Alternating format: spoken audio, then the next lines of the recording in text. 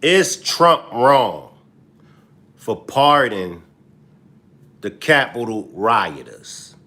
But before we get started with this demonstration, let me read my copyright disclaimer. Copyright disclaimer under Section 107 of the Copyright Act of 1976. Allowance is made for fair use for purposes such as criticism, comment, news reporting, scholarship, and research. What that means is that everything that you hear in this demonstration is for entertainment and educational purposes only. Let's jump into this, y'all. Let's jump into this. Is Trump, is Trump wrong if he pardons the Capitol rioters? I mean, he did make mention that he was going to be giving them a pardon. Now we know that Biden pardoned his son. Is Trump wrong if he gives the Capitol rioters a pardon? Salute positive vibes.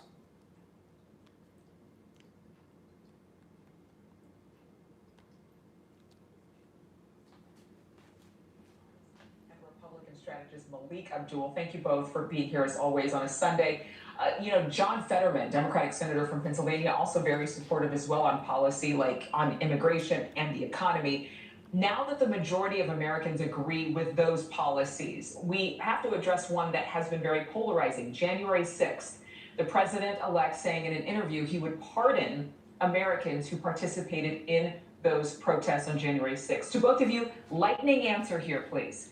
Is it possible that in the same way that many of us had heard or presumed what so many pollsters predicted, the opposite results of this election and how it turned out, is it possible on January 6th, the story we've been hearing and the story surrounding those serving time needs another look? Malik, I'll start with you.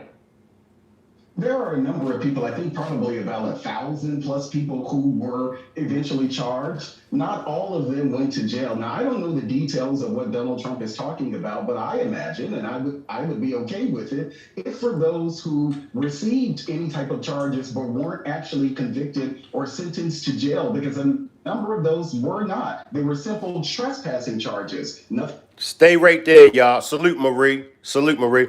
Now, let's say for those that had simple trespassing charges. I mean, now we know that some of them were sentenced anywhere from 2 days up to, I believe, 12 years, or it may be a little bit over 12 years. But in my opinion, and this is just my opinion, I don't believe that all of them, especially if they just were charged with trespassing, I don't see why they should have been given a long prison sentence if it was just for trespassing. Now, if violence came along with it, then that's something else. But let's let my man finish. About attacking officers or even many who didn't go inside the Capitol itself. So I think that it's appropriate if he wants to vote those who were convicted on those nonviolent charges. Joe Biden opened the door for it at this point. So he's given his son immunity from any prosecutions over a 10-year period. So I think it's very reasonable for Donald Trump to pardon those who were not convicted or guilty of any type of nonviolent crime. And Michelle, I've got to go to you. I mean, Malik just touched on it. Did Hunter's reprieve justify or give some sense of balance of justice to pardoning those January 6 demonstrators? Absolutely not. There's actually no relation between the president's decision to pardon his son, who we believe was a target due to political motivations, and persons who attempted to overthrow the government. All those. Let's stop right there, y'all. I want to stop right there. Listen, y'all. Listen. Let's call a spade a spade. All right? The Capitol rioters was wrong. What those Capitol rioters did and what they tried to do was wrong. All right? What Joe Biden's son was convicted of was wrong. And this is the bigger picture that many is missing. Many is missing, the only reason why they did that to Joe Biden's son is because it was political. The only reason why they went after Joe Biden's son was because he happened to be Joe Biden's son. Stop right there. That's not the reason why they went after Joe Biden's son. The reason why they went after Joe Biden's son is because Joe Biden's son broke the law.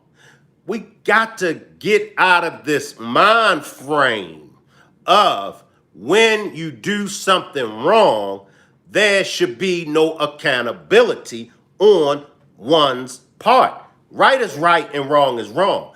Just as well as those Capitol rioters was wrong, and just like those Capitol rioters was sentenced and they had to serve time, it should be the same as Joe Biden's son. And it shouldn't be made out of a political issue. It shouldn't be made out of a political thing. Now what's going to happen, as we already see that's happening, now it's going to be the only reason why Trump pardoned those Capitol rioters is because Joe Biden pardoned his son. And that's not true, because Trump had been made mention to pardon those Capitol rioters. Trump never lied. Trump never said, well, you know what? I won't be pardoning any of those Capitol rioters because what they done was unconstitutional and they deserve to be punished. So I won't be pardoning any of them. And then turn around and say, you know what? I think I'm going to pardon those Capitol rioters. That's not what Trump did. Trump told us from the beginning, he said it. I'm going to pardon them. Unlike Joe Biden, what did he say in June? In June, Joe Biden said that he would not be pardoning his son. 6 months later, he issued a pardon for the release of his son. Why is it so hard to call a spade a spade? I know y'all don't like Donald Trump. I get that. But right is right and wrong is wrong. But let's go back to more of this commentary. And I hope y'all are very, very much paying attention to what I'm saying to y'all. Now, she's trying to justify it. Let me backtrack it. She's trying to justify it. Sense of balance of justice to pardoning those January 6 demonstrators. Absolutely not. There's actually no relation between the president's decision to pardon his son, who we believe was a target due to political motivations, and persons who attempted to overthrow the government. All those persons who participated in the January 6th insurrection should be brought to justice, and that does not include pardoning those persons who have been convicted. When you look at the mass destruction essentially that occurred on January 6th, those persons who have been punished should have been punished, and the justice system needs to play out. That does not invite, the Hunter Biden pardon does not invite the incoming president to interfere with the justice process by issuing pardons to those persons who attempted to overthrow the government. And as I said before, we've been heard Trump mentioning way before he won the election. We've been heard Trump mentioning that if he becomes the president, he was going to pardon those Capitol rioters. We've been heard him say that.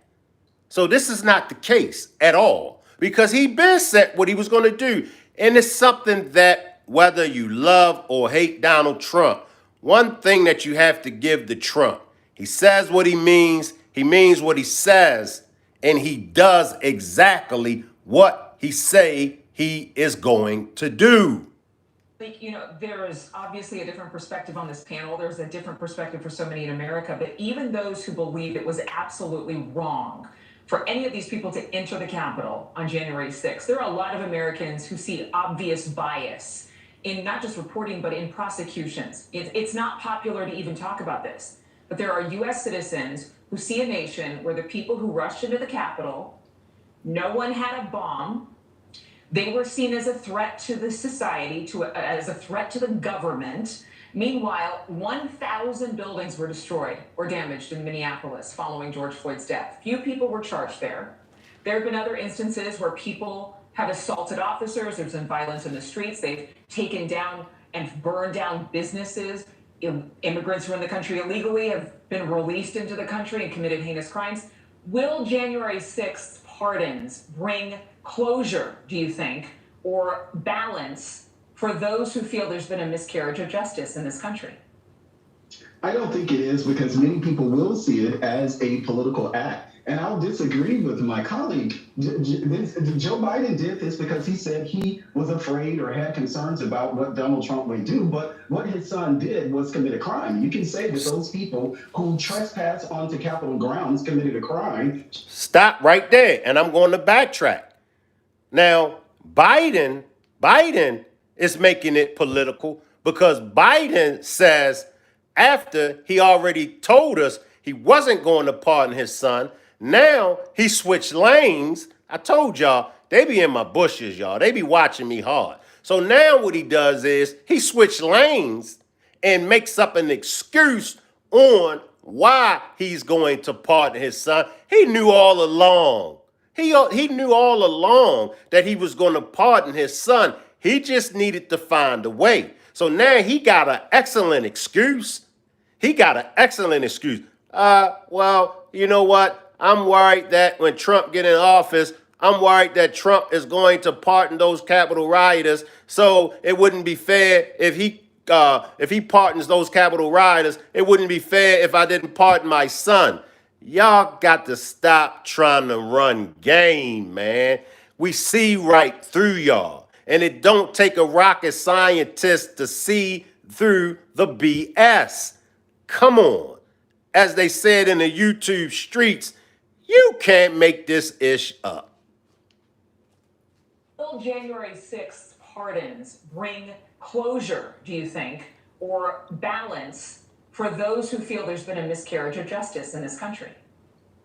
I don't think it is because many people will see it as a political act. And I'll disagree with my colleague. Joe Biden did this because he said he was afraid or had concerns about what Donald Trump would do. But what his son did was commit a crime. You can say that those people who trespass onto Capitol grounds committed a crime, sure. But Donald Trump may be considering pardoning those. But Hunter Biden was literally given immunity over a 10-year period. So I think that is actually saying that the systems is stacked against him when Joe Biden is president of the United States. And now he's saying that his Justice Department is being weaponized against his own son. So I think that there are very good parallels. But at the end of the day, whether or not Donald Trump does or not, pardons are inherently political, and people will continue to look at them this way, whether Donald Trump does it or not. Michelle, I want to give you a chance to respond to Malik's point here. Yeah, the problem here is you have the persons who participated in the insurrection attacking democracy as we know it. The difference here is that and I believe former Attorney General Eric Holder brought this point out, but that the crimes for which Hunter Biden was convicted would never have been charged in the first place, but for most likely political motivations. Thanks so much for watching. Go to join. What do y'all think? What are y'all thoughts? What are y'all thoughts? It's like, once again, no accountability. It's like a men versus women demonstration.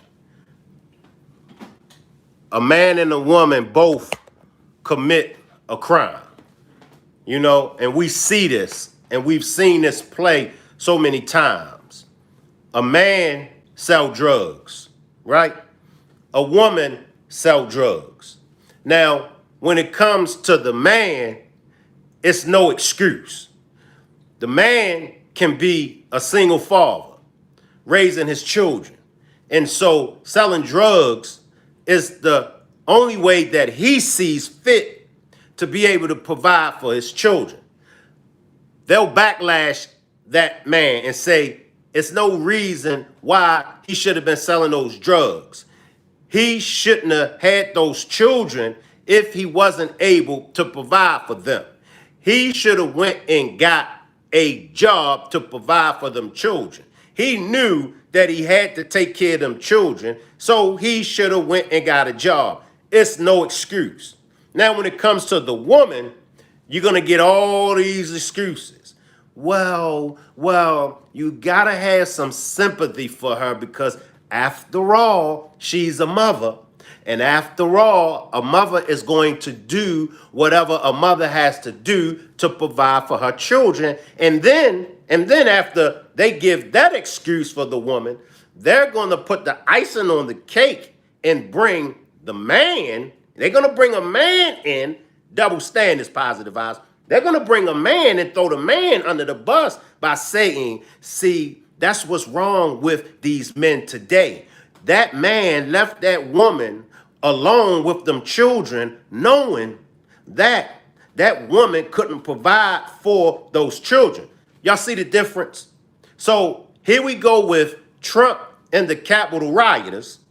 Here we go with Biden and his son. What's the difference? The Capitol rioters broke the law, correct? Biden's son broke the law, correct? What's the difference? Many can say that the Capitol rioters, that took place because that was political driven, right? So what's the difference? Why do we keep trying to justify when certain people do bad things, when certain people break the law? Breaking the law is breaking the law, the last time I checked. Now, if Biden pardons his son, what's the big deal if Trump pardons the Capitol rioters? Remember, Trump been talked about pardon those Capitol rioters. He been made mention of that. However, Biden, he clearly said that he wasn't going to be pardon his son. What is the problem here, y'all? Do y'all realize in this last 2 years, because I've been really doing my homework and I've been really studying politics and the whole political thing. Do y'all realize where this country is headed? Do y'all realize? I don't think many realize where the country is headed. Many of us still feel as though this country is the greatest country on the face of the earth. And many of us don't see how bad this country is falling. Y'all know the song, London Bridge is falling down. Well, America, the modern day Babylon, is falling. And it's been falling for a long time.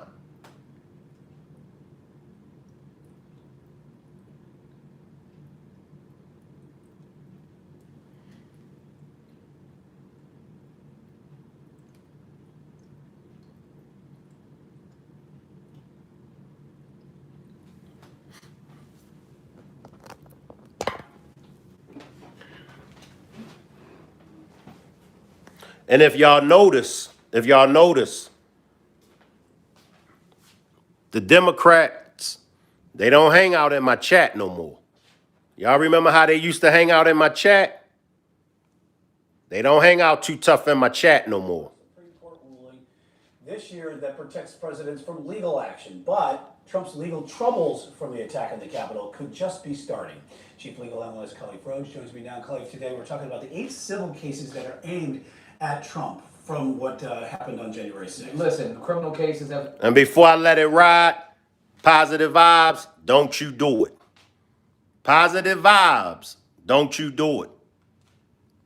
went away, right? You had this, and it was a domino effect. Once the Supreme Court said that he was immune for his presidential acts, you started to see the things kind of tumbling away in terms of the criminal cases. But these civil ones are out there because the courts have spoken a number of times about presidential acts, that a president that's outside of the presidential acts is not immune from civil liability. And so these cases will continue to go forward. And these are cases brought by a number of folks, specifically people that were there. So you're talking about Congress people that brought them against him that were attacked. You're talking about officers that were there, Capitol officers that were there that day that brought some of these claims. Talking about Black Lives Matter that brought these claims. And also pending ones that aren't even from January 6th. He still has the pending cases with the Central Park 5, now the exonerated 5. And so there are a number of civil cases that are out there, and he still owes the money, almost $500 million to the New York City case for the E. Jean Carroll case. And so there are a ton of civil matters wherever he looks.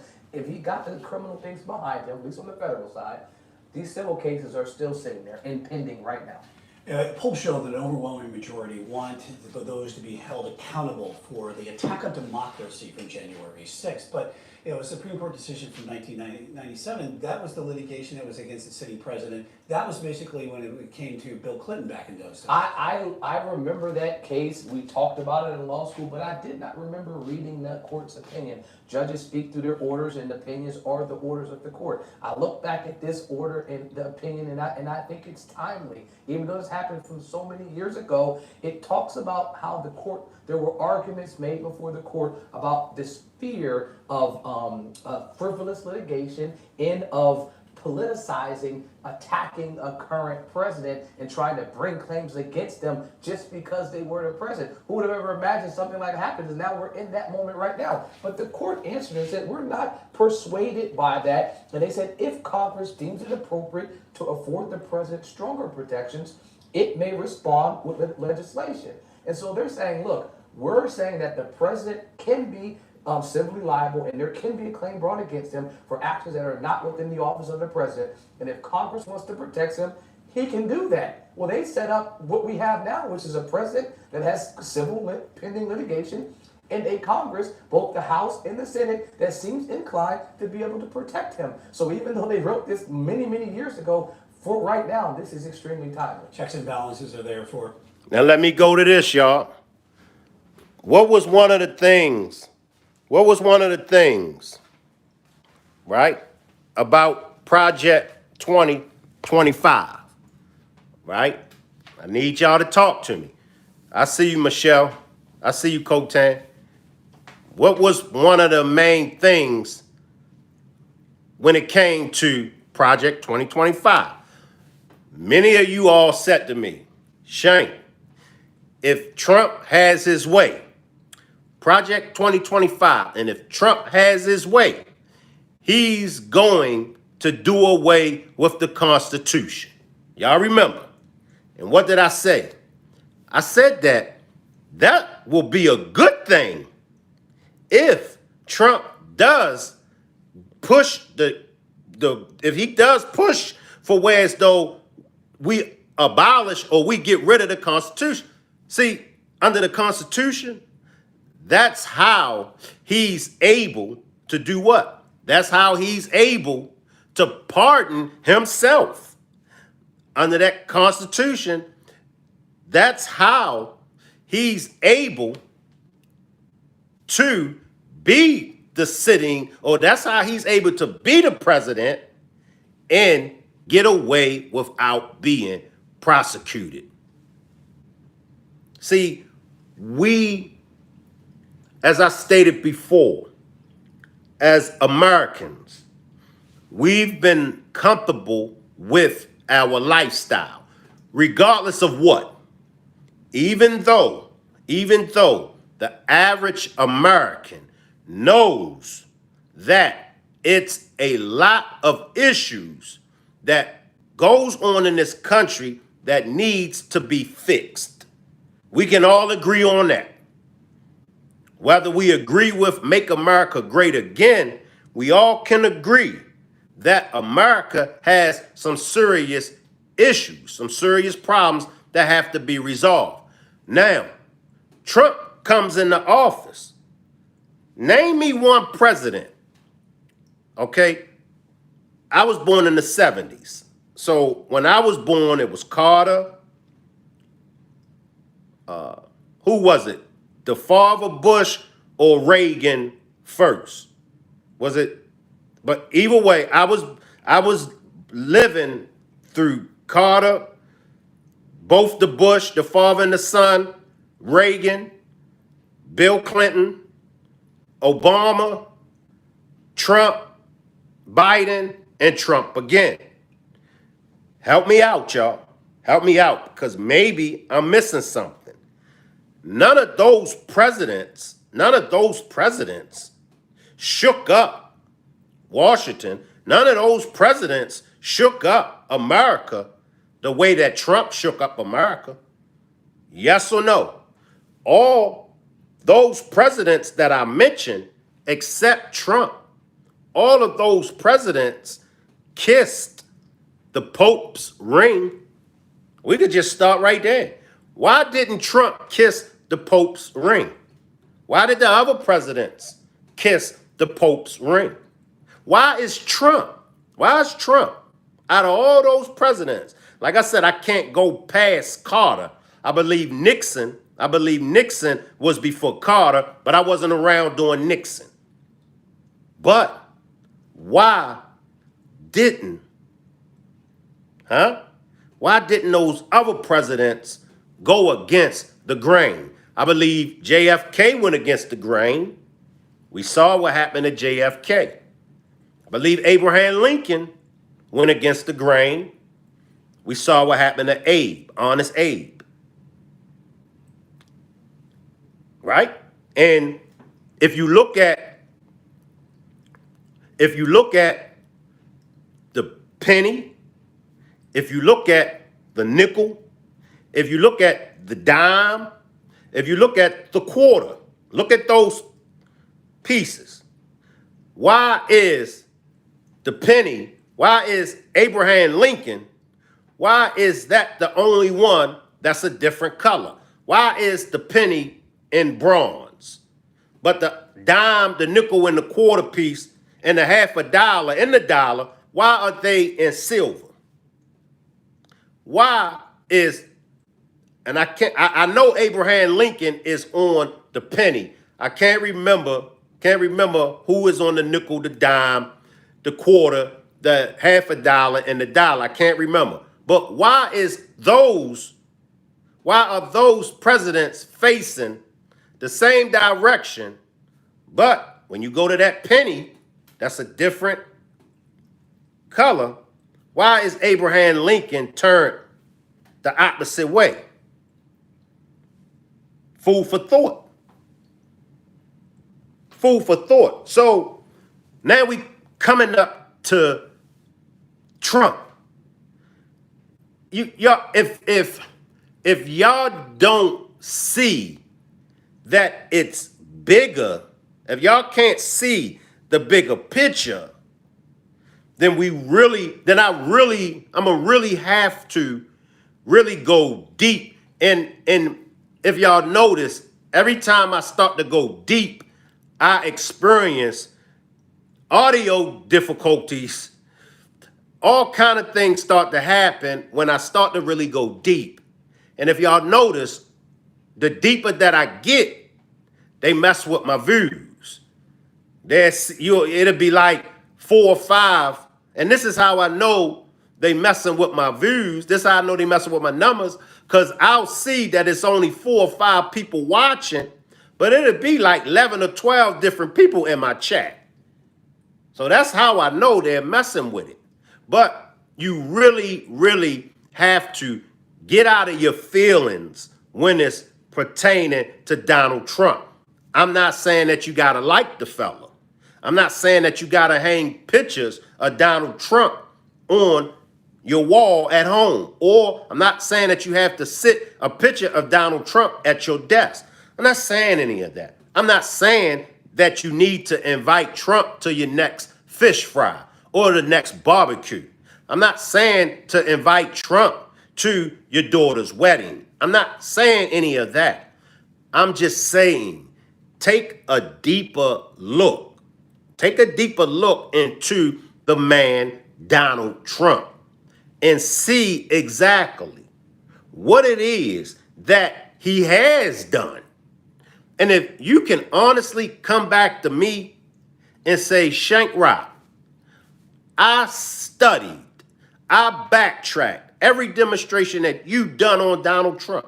I've done my own homework. I've done my own investigation on Donald Trump. And Shank Rock, I couldn't find anything. The 4 years that Trump was in office, I couldn't find anything positive or anything good that Donald Trump. I also checked out his policies this term around, and none of his policies are worth a dime. Then, honestly, I would say, you know what? Donald Trump doesn't make a good president. Let me grab a comment from the comment section. Salute. Okay, I got a fellow Baltimore up in here. I can't pronounce your name, Theta13, but I think that's Theta13 says, I'm black from the streets of Baltimore, and Trump is the best president in my lifetime, period. I'm 33 years old. So this brother I'm 52. So I'm 19 years older than Theta13. We come from the same place, Baltimore City. He said the same thing I said. Donald Trump is the best president that we had. Best president that we have. He shook up America. And the demonstration that I done early, make sure y'all go to my After Dark with Shank. The demonstration that I done earlier, the world leaders all around the world is rushing to take pictures with Donald Trump. They want to be in pictures with Donald Trump. They want to be seen with Donald Trump. They are waiting for an open line of communication. They are waiting for the availability for them to be able to sit down with Donald Trump. That says a lot. That says a lot.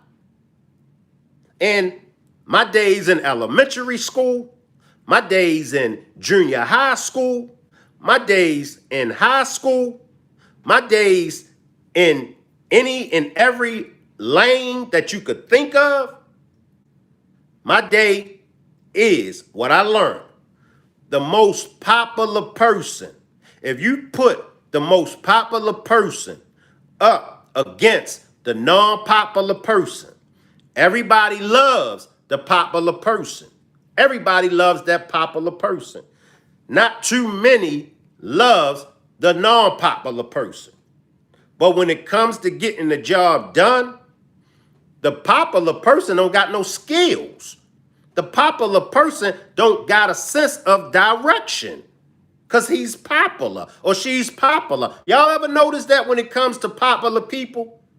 They just popular. They don't got an ounce of common sense. They don't got no skills. But the one that's non-popular, the ones that people dislike and hate on, those are the ones. Those are the backbone. Those are the ones with a sense of direction. Those are the ones that will get the job done. Let's be honest. Trump is not the popular one. He's not. But compared to Biden and Trump, Trump is going to get the job done. Now, when we speak of Obama, all right, now we can talk. Now we can talk.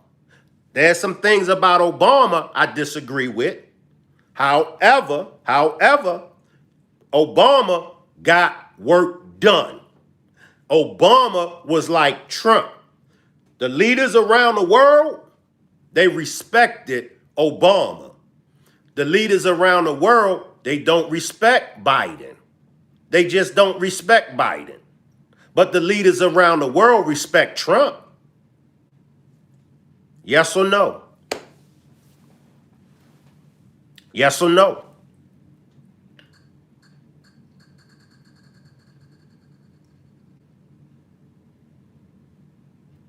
I'll wait. The Blue Burn says, hello. Salute the Blue Burn.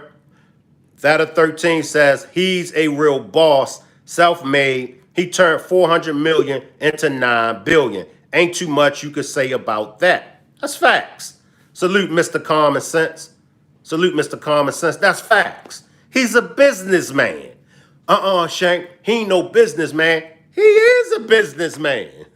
Don't he own business? Yeah, Shank. But, don't stop right there.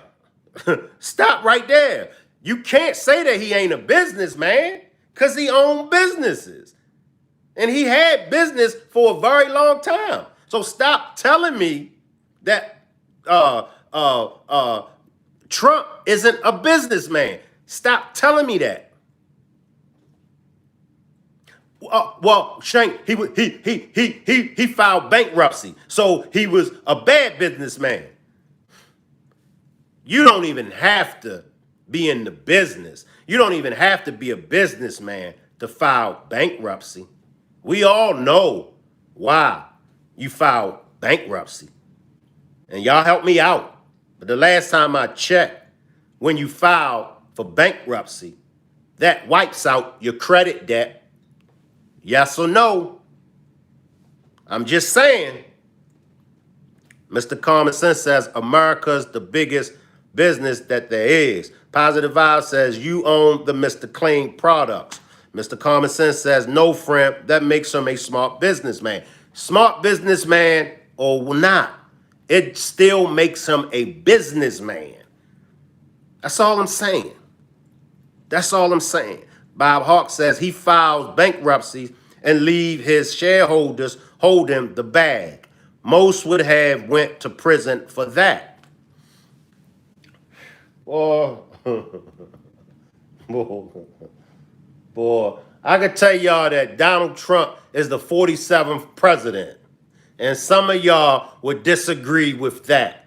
Well, Shank, Shank, you really can't say he's the 47th president, but because Shank, he was the 45th president, and so, but do y'all see where I'm coming from? Some of y'all, not all of y'all, but some of y'all, no matter what I say, some of y'all has to rebuttal. Some of y'all has to say, Shank, Shank, I could tell y'all 5 plus 2 is 7. Some of y'all would say, Shank, 6 plus 1 is 7. I get a kick out of it. I get a kick out of it when some of y'all disagree with me. I'll be laughing. I'll be laughing. Like, here we go again. I'll be talking to myself. Watch so-and-so gonna disagree with you. And I sit and I'll be like, you already know they're gonna disagree with me. Some of y'all get a thrill out of disagreeing with me. That's fine though.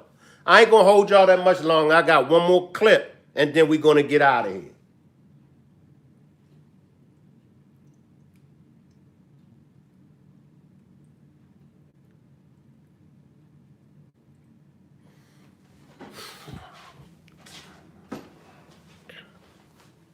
Make sure y'all double tap the like button. Double tap the like button. Get my likes up, y'all. We got 200 people watching with only 8 likes. Double tap that like button for me. Get my likes up so I can run this last clip, and then I'm going to let y'all get out of here. We got 206 watching. Double tap the screen and get my likes up, y'all. Show me some love.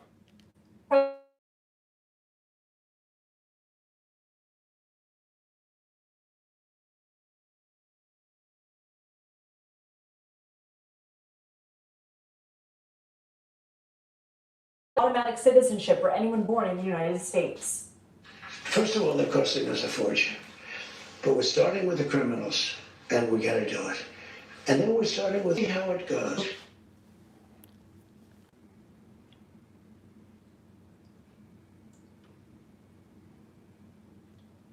Can y'all hear me now? Drop a 1 if y'all can hear me. Y'all see every time I start dropping jewels, drop a 1 if y'all can hear me. All right. Every time I start dropping jewels, y'all see what happened. Double tap that screen, y'all. Get them likes up. Direction. They also promised to end automatic citizenship for anyone born in the United States. First of all, they're costing us a fortune. But we're starting with the criminals, and we gotta do it. And then we're starting with others, and we're gonna see how it goes. Well, I don't want to be breaking up families, so the only way you don't break up the family is you keep them together, and you have to send them all back. CBS News political reporter Shauna Mizell is covering the Trump team's transition plans for us in West Palm Beach, Florida. Shauna, automatic citizenship for anyone born in the U.S. is a constitutional right. How does he plan to make this change? Well, President-elect Donald Trump said in that interview that aired on Meet the Press yesterday, Lindsay, that he would do this through executive order, quote, if he can. And so if he actually has the power to do that through executive action remains to be seen. We do know that Republicans have a majority in both chambers of Congress. He could try to push and urge Congress to actually ratify and change this Constitution, this part of the Constitution as it relates to birthright citizenship, but that's a pretty tall task. It actually requires 2/3 of a majority in Congress to support that, and then you'd also have to have states across the country ratify that. And so just how Donald Trump is going to do this in his next term remains to be seen. Trump also discussed the issue of Social Security. Let's play some of what he had to say. I said to me, we're not touching Social Security, other than we make it more efficient, but the people are going to get what they get. You know what the president-elect plans to do to make it more efficient? That's another thing that remains to be seen, because Trump, in that interview, pledging that he would not cut Social Security. However, some Democrats have been sounding the alarm and warning that the Department of Government Efficiency, which is set to be led by Vivek Ramaswamy and Elon Musk, they are saying that that department could actually push for Social Security cuts.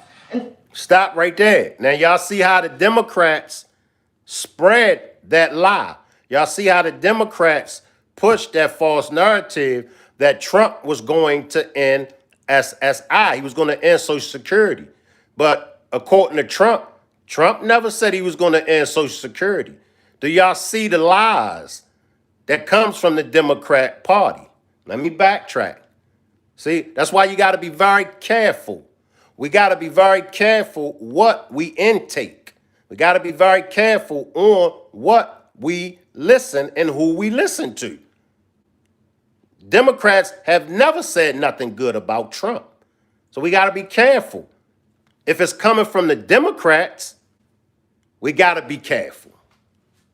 in that interview, pledging that he would not, and warning that the Department of Government Efficiency, which is set to be led by Vivek Ramaswamy and Elon Musk, they are saying that that department could actually push for Social Security cuts. And so just what he means by more efficient, we actually don't know right now. Trump vowed to enact sweeping tariffs on several U.S. trading partners, but couldn't promise that the move wouldn't have negative impact on consumer prices for millions of Americans nationwide. What did he say about that? Well, this is a key part of Donald Trump's campaign promises. He said that he would enact these tariffs. He repeated it quite often out on the campaign trail. And even though economists have warned that this can have devastating effects, he's still pushing ahead with this plan, seeking to make good on his campaign promise. Now, why is President-elect Donald Trump doing that? Well, in pushing for these tariffs, Trump has said that this could curb the flow of drugs into the United States, but it could also encourage companies to bring their manufacturing jobs back to the United States and push for job growth within the U.S. Trump just returned from his first international trip since winning the election. How was he received? Seemed to be received pretty well, if you ask me. He was actually pretty chummy with the Italian prime minister. She even posted a selfie of the two together. But he returned from Paris. He visited the Notre Dame Cathedral, which reopened over the weekend after a devastating fire that we saw about 5 years ago. He was received by French President Macron, and he also met with Macron and Zelensky. He actually came out of that meeting and posted on Truth Social that he is now pushing for a ceasefire between Ukraine and Russia. He said that that war should have never happened. And he also cited mass casualties that both the Ukrainian and Russian military have both seen on both sides. Say what you want to say about the man. Say what you want to say about him. But the world leaders, they seem to be embracing him with open arms. The world leaders, they seem to love Donald Trump.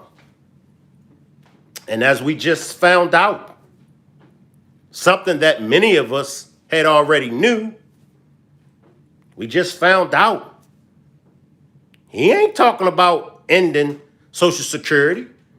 That's a false narrative spreaded by the Democrat Party. See, any and everything to get the people. And if we remember, if we go to all people that made a change, whether it's a woman, whether it's a man, whether it's a child, there were always opposition. And what was the opposition's job? To do what? Spread one lie. That's all it takes. All it takes is one lie. All it takes is someone to spread one lie about you. And I'm sure many of y'all been in that situation before where somebody spreaded a lie about you. And that started people to dislike you. And when it plays out, y'all know my favorite phrase, when it play out, they'll come back, because it happened to me. It happened to me all the time. And I'm sure it happened to y'all. People will come back and say, you know what? I had you wrong. And you be like, what you talking about? Somebody told me something about you. But I had a chance to see you for who you really are. And it's like with Trump. Because before I really started doing my homework, I was going by what people was telling me about Trump. I'm being honest. So I said, well, let me do my homework on Trump. 9 out of 10 of the things that people was telling me about Trump was wrong. The only thing that people was telling me about Trump that was right, they said, Shank, he got a big mouth. That's the only thing that they was right about. Trump having a big mouth. Look, y'all, I would love for this demonstration to go longer. Make sure y'all pull back up. Pull back up at 7 o'clock. I'm going to do a demonstration on Jay-Z. The feds are coming for Jay-Z now. Salute everybody. I appreciate y'all, and I'll see y'all back at 7 p.m. Eastern time.